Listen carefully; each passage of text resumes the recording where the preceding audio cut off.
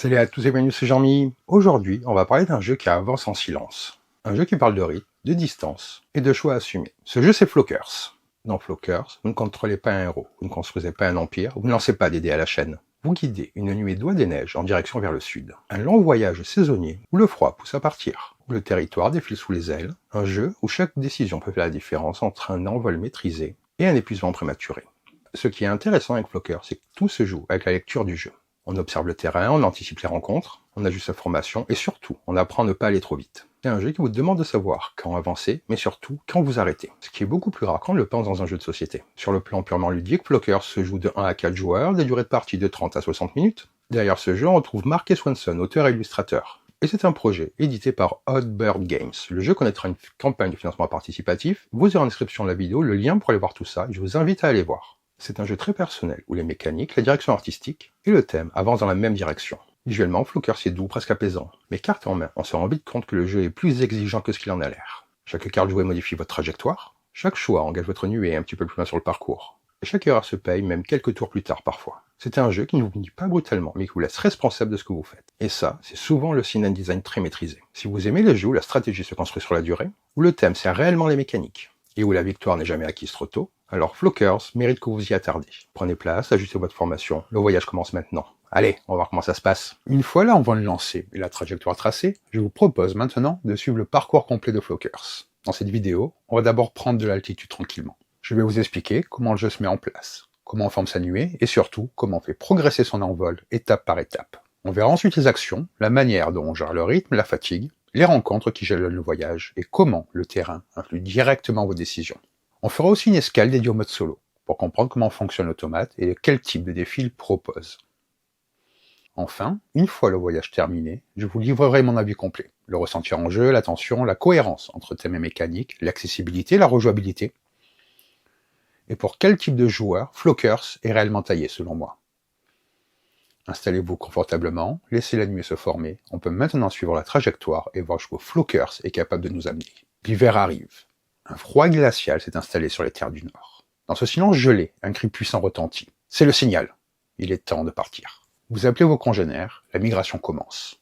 La première nuée d'oie des neiges, à atteindre le sud, aura un avantage décisif. Elle pourra choisir le meilleur endroit où s'installer pour passer la saison. Mais le voyage est loin d'être sans danger. Tout au long du parcours, le paysage est semé d'obstacles. Des prédateurs rôdent. Et des leurs attendent le moindre faux pas. La course est lancée. Avant de prendre votre envol, commençons par installer le jeu. Mélangez d'abord le paquet de cartes terrain, puis posez-le sur la table. Révélez ensuite 4 cartes terrain une par une. Parmi ces cartes, la première, qui présente au moins 2 types de terrains différents, devient le point de départ de la trajectoire de vol. Placez cette carte au centre de la table. Les 3 autres cartes, terrain révélées, sont posées face visible, les unes à la suite des autres, à côté du paquet terrain. Maintenant, mélangez le paquet de cartes oie des neiges. Distribuez 5 cartes à chaque joueur, puis posez le reste du paquet sur la table. Révélez les 3 premières, disposez les faces visibles, les unes à la suite des autres à côté du paquet. Chaque joueur choisit ensuite une nuée et la place à gauche de la carte de départ. Ensuite, désignez au hasard le joueur qui commence la partie. Tout est en place, vous êtes désormais prêt à vous envoler vers le sud. Dans Flockers, votre objectif est simple. Vous envolez vers le sud aussi loin et aussi vite que possible. Pour cela, vous jouez des cartes de votre main afin de constituer une nuée d'oie des neiges capable de survoler le territoire. Les cartes vous permettent de prolonger la trajectoire de vol, de faire avancer votre nuée ou encore de nourrir vos oies afin qu'elles disposent de l'énergie nécessaire pour poursuivre leur migration. Tout est prêt, c'est parti pour le décollage. En commençant par le premier joueur, puis dans le sens horaire, chaque tour se déroule toujours de la même manière. Il se compose de 2 étapes. La première est d'ajouter un oiseau à votre nuée. C'est l'action principale. Lors de votre tour, vous choisissez une carte oie des neiges de votre main, vous la placez face visible devant vous au sein de votre nuée. La carte peut présenter une icône de terrain et ou une icône d'action que vous pouvez effectuer si vous en avez la possibilité. La première carte que vous jouez devient votre oiseau de tête. Toutes les cartes suivantes doivent être placées à droite en diagonale vers le haut de façon à former un V. Votre nuée ne peut jamais compter plus de 7 oiseaux. Un oiseau de tête et un maximum de 3 oiseaux sur chacune des 2 rangées. Si après avoir effectué une action, votre nuée compte 7 oiseaux, alors la partie prend fin pour vous. Dans ce cas, vous ne piochez pas de nouvelles cartes, votre figurine nuée n'avance plus sur la trajectoire de vol et votre voyage s'arrête immédiatement à cet endroit. Vous devez alors attendre la fin de la partie pour voir si votre nuée a volé assez loin pour emporter la victoire. Maintenant que vous avez vu la mise en place, ça va bouger au fur et à mesure que je puisse vous montrer des exemples. Commençons par voir comment composer une carte au Wa. Ici, vous avez l'action principale, ici, le type de terrain, l'action bonus, et finalement, le type d'oie. Et comme je vous disais, lorsque vous créez votre nuée, vous faites comme ceci. Bien sûr, les cartes sont face visible. Comme ceci, et comme cela. Et vous continuez comme cela. Ensuite, vous allez piocher une carte. Si votre partie ne s'est pas arrêtée, piochez une carte parmi celles disposées, face visible, à côté du paquet de cartes, afin de reconstituer votre main à 5 cartes. Une fois cette carte ajoutée à votre main, révélez la première carte du paquet et placez-la face visible pour remplacer celle que vous venez de piocher. Si le paquet de cartes est vide, mélangez la défausse afin de constituer une nouvelle pioche. Lorsque vous ajoutez une carte à votre nuée, vous pouvez effectuer l'action représentée en haut à gauche de la carte. Nous allons détailler l'action volée. L'action volée vous permet de faire avancer votre figurine de nuée le long de la trajectoire de vol en fonction des icônes terrain présents dans votre nuée. L'action de volée, c'est donc cette icône, et les différents types de terrain sont montagne, champ, lac, ainsi que forêt. Pour résoudre cette action, observez votre nuée, en commençant toujours par l'oiseau de tête, repérez la première icône terrain apparaissant sur une carte, qu'elle se trouve sur la rangée supérieure ou sur la rangée inférieure. Comparez ensuite cette icône avec le type de terrain présent sur la carte terrain située immédiatement à droite de votre figurine nuée sur la trajectoire de vol. Si l'icône correspond à l'un des types de terrain sur cette carte, déplacez votre figurine nuée sur le terrain correspondant. Une fois ce déplacement effectué, observez l'oiseau suivant sur la même rangée. Si cet oiseau possède lui aussi une icône correspondant à un type de terrain présent sur la carte terrain suivante, déplacez à nouveau votre figurine. Continuez ainsi terrain après terrain jusqu'à ce que vous ne puissiez plus avancer ou que vous décidiez volontairement de vous arrêter. À noter, un même terrain peut accueillir plusieurs figurines de nuée. Prenons un exemple que ce soit plus clair. Je suis le joueur jaune et j'effectue l'action volée grâce à la carte que je viens d'ajouter à la rangée supérieure de ma nuée. Sur la trajectoire de vol, en suivant la rangée inférieure, je déplace ma figurine. D'abord sur un type de montagne, puis sur un terrain de type forêt. Passons maintenant à l'action d'explorer. C'est ce symbole-là.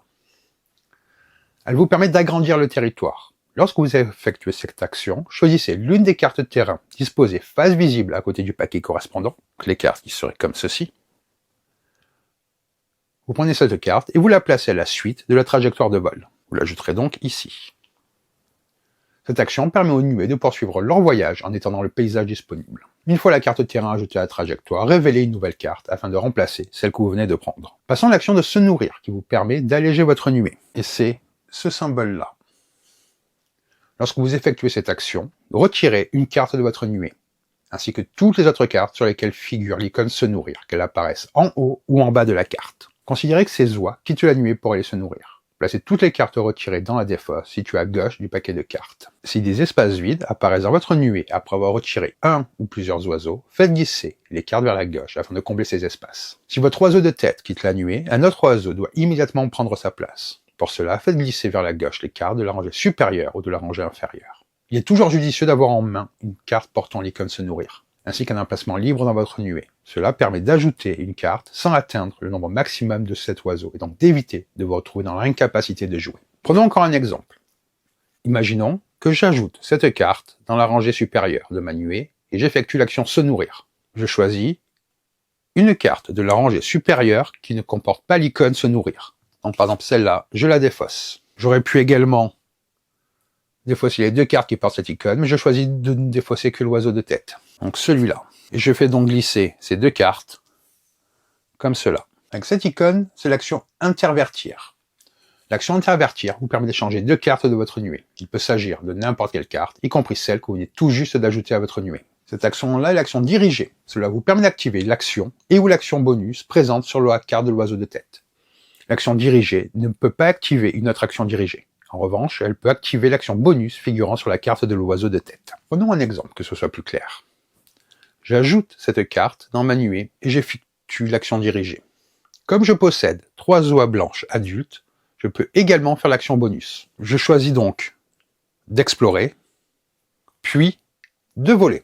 Certains types d'oies présents dans votre nuée vous permettent de remporter des actions bonus ou des bonus terrain. Ici, c'est le symbole de repérer. Lorsque dans votre nuée, vous possédez le nombre requis d'oies du même type que celui indiqué sur la carte, vous remportez une ou plusieurs actions bonus.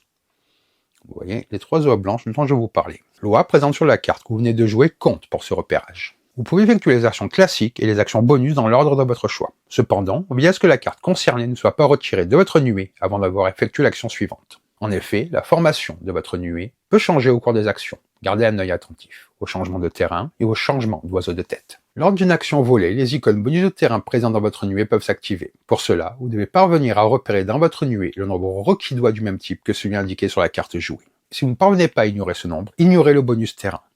Vous pouvez également choisir de ne pas utiliser le bonus terrain dans sa totalité et décider d'arrêter votre figurine nuée plus tôt sur la trajectoire de vol. Si votre figurine nuée termine son déplacement sur une carte de terrain ou figure une icône rencontre, vous devez immédiatement effectuer cette rencontre.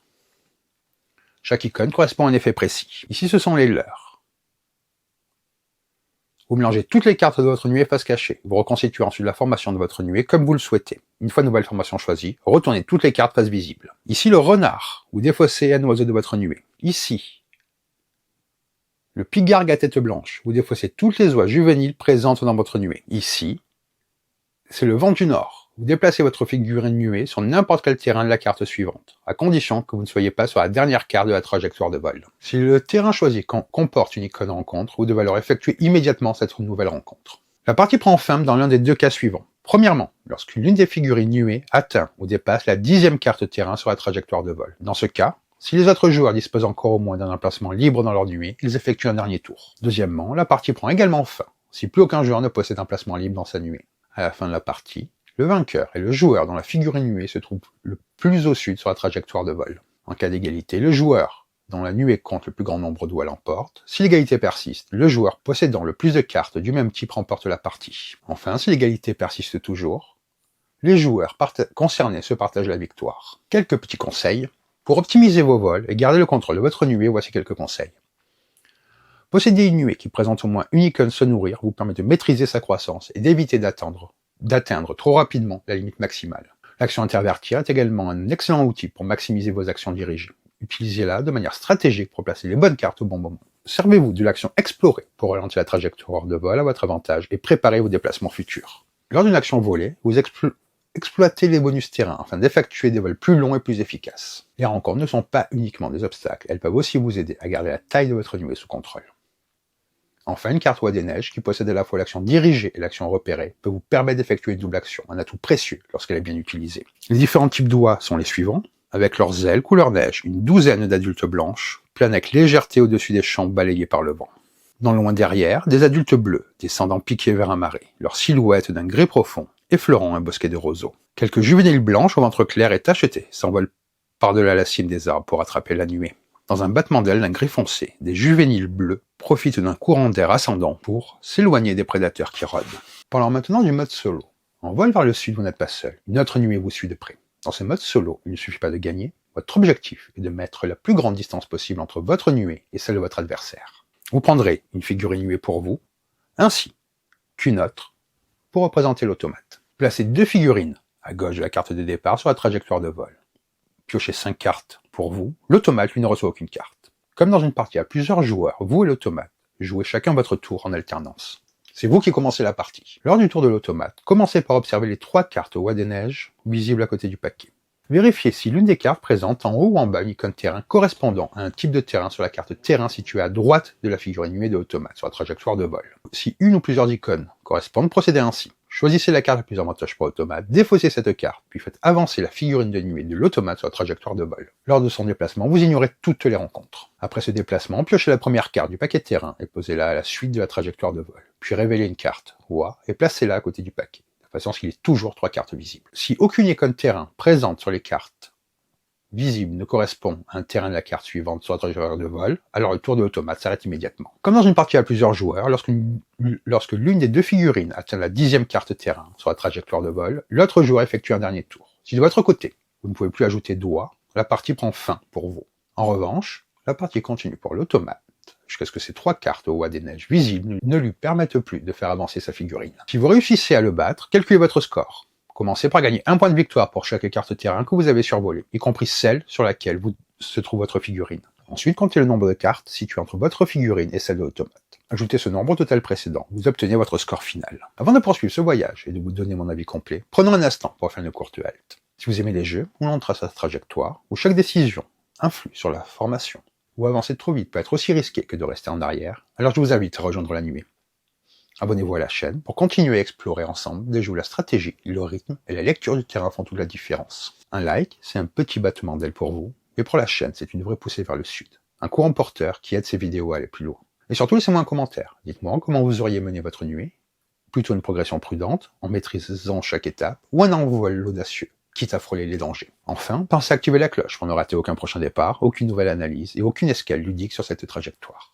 La formation est prête, le cap est fixé. Voyons maintenant si Flockers a réellement l'endurance pour aller jusqu'au bout du voyage. Flockers est l'un de ces jeux qui, au premier regard, semble presque sage. Un thème doux, une direction artistique apaisante, une promesse simple. Faire migrer une nuée d'oies vers le sud. Et pourtant, dès les premières parties, on comprend très vite que Flockers n'est pas un jeu de détente passive. C'est un jeu de choix, de renoncement et surtout de maîtrise du tempo. Un jeu qui demande à savoir quand avancer, mais surtout quand s'arrêter. Ce qui frappe immédiatement en jouant, c'est la précision de ses décisions. Il n'y a jamais de tour anodin. Chaque carte jouée modifie la structure de votre nuée, influence vos actions disponibles et conditionne votre avenir à court et moyen terme. Le jeu ne vous pousse jamais à l'erreur par hasard. Il vous laisse toujours la responsabilité totale de vos choix.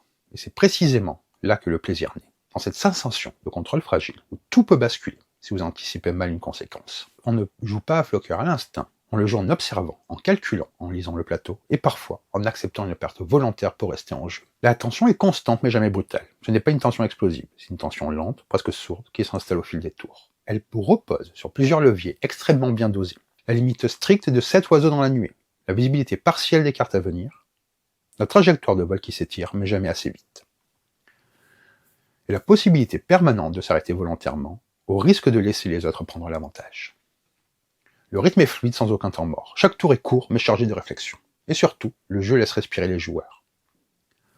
On observe, on commente, on anticipe le choix des autres. La tension naît autant dans la tête que sur la table. Le jeu ne cherche jamais à en faire tout avec son thème, et c'est précisément pour ça qu'il fonctionne. La migration n'est pas un simple décor. La formation en V, la fatigue, le besoin de se nourrir, les prédateurs, le vent favorable au contraire. Tout est traduit mécaniquement avec une grande élégance. Rien n'est plaqué, rien n'est artificiel. On ressent réellement cette idée de voyage fragile, où avancer trop vite peut être aussi dangereux que rester trop longtemps en arrière. La cohérence entre le thème et la mécanique est une vraie réussite. Chaque règle trouve une justification thématique naturelle. Se nourrir pour éviter une nuée trop lourde, perdre des oiseaux jeunes face aux prédateurs, profiter du vent pour avancer plus loin, réorganiser la formation pour optimiser l'effort collectif. Même les rencontres, pourtant parfois punitives, participent à l'équilibre global du jeu. C'est un jeu où le thème aide à comprendre la mécanique et non l'inverse. Un signe clair d'un design réfléchi et mature. Sur le papier, Flockers est très accessible. Peu d'actions différentes, une structure de tour claire, des règles lisibles et cohérentes. Mais ne vous y trompez pas. La maîtrise du jeu demande du temps. Les premières parties sont souvent hésitantes. On avance trop vite, on remplit sa nuée trop tôt. On oublie d'anticiper la limite fatidique des sets. Puis, progressivement, le jeu s'ouvre. On comprend que ne pas jouer une carte est parfois la meilleure décision. La courbe d'apprentissage est donc très satisfaisante, car elle repose sur l'expérience, pas sur la mémorisation des règles. Flockers ne repose pas sur l'accumulation de cartes ou d'effets cachés. Sa rejouabilité vient de la visibilité du terrain, de l'ordre des cartes visibles, et surtout, de la manière dont chaque joueur aborde la course. Certaines parties sont progressives, certaines parties sont agressives, d'autres sont lentes, contrôlées, presque défensives. Le jeu invite à se poser une question centrale. Est-ce que je joue pour aller plus vite ou pour aller plus loin? À cette question ne reçoit jamais la même réponse 2 fois. Le mode solo est un vrai défi, pas un gadget. Il mérite une vraie mise en lumière. L'automate est simple à gérer, fluide, et surtout cohérent avec le cœur du thème. Il ne triche pas, il ne simule pas un joueur humain, il avance. Et cette avance constante crée une pression permanente. Le fait que l'objectif ne soit pas simplement de gagner, mais de creuser l'écart, transforme chaque partie solo en défi personnel, presque en puzzle tactique. C'est un mode solo exigeant, honnête et très gratifiant pour les joueurs qui aiment optimiser. Flockers est idéal pour les joueurs aimant les jeux tactiques et épurés, ceux qui apprécient la gestion de tempo, les amateurs de jeux où chaque décision a un poids réel, et les joueurs solo en quête d'un défi réfléchi. Flockers est un jeu élégant, intelligent et profondément maîtrisé. Il ne cherche jamais à impressionner par les sbroufs. Il séduit par sa précision, sa lisibilité et sa capacité à générer une tension constante sans jamais frustrer. C'est un jeu qui respecte l'intelligence du joueur, récompense l'apprentissage et propose une expérience à la fois calme, tendue et profondément stratégique. Un titre qui ne crie jamais, mais qui, une fois en main, s'élève très tôt. Donc voilà pour cette vidéo. Je vous invite encore une fois à vous inscrire à la campagne s'il n'est pas encore lancé ou bien d'aller voir. C'est un jeu qui est de très bonne qualité. Et sur ce, je vais vous dire bonne partie et bon jeu!